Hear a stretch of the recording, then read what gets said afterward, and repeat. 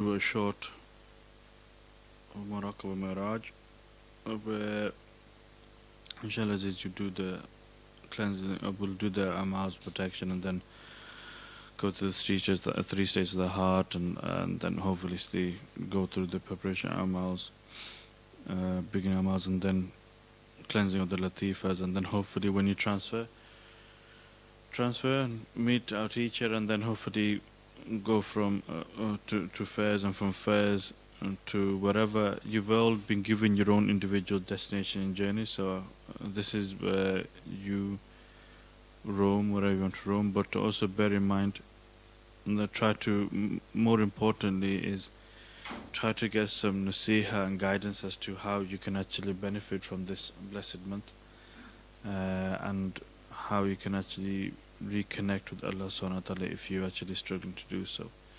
Along those lines, try to actually seek some guidance from whichever mashaj or whichever maqam that you go to. So inshallah, just start with the rectifying intentions and then recite, keep the three keys on, then recite the amals of protection, which is Surah Fatiha, Atul Kursi once, Surah Fatiha once, and the three kuls, and then blow in yourself, inshallah.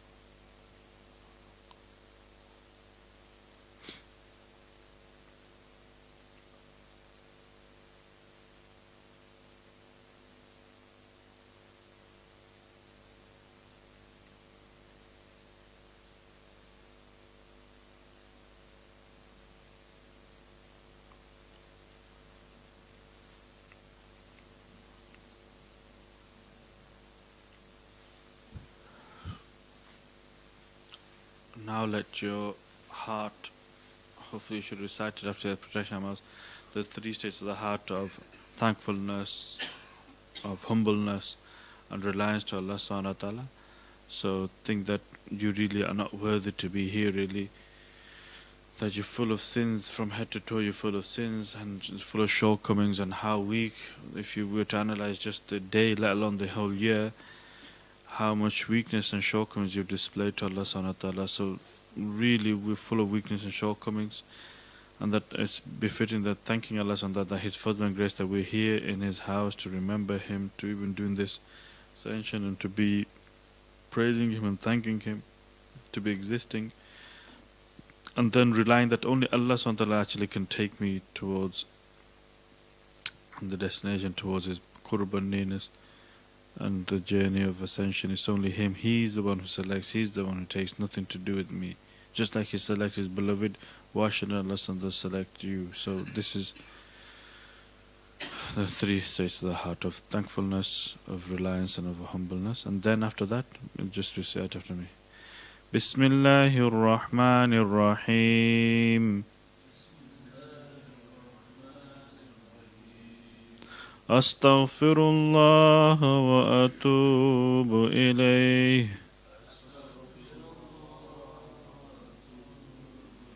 أستغفر الله وأتوب إليه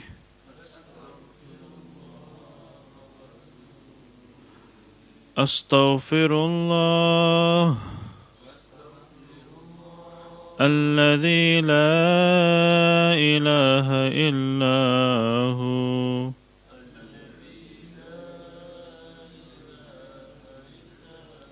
الحي القيوم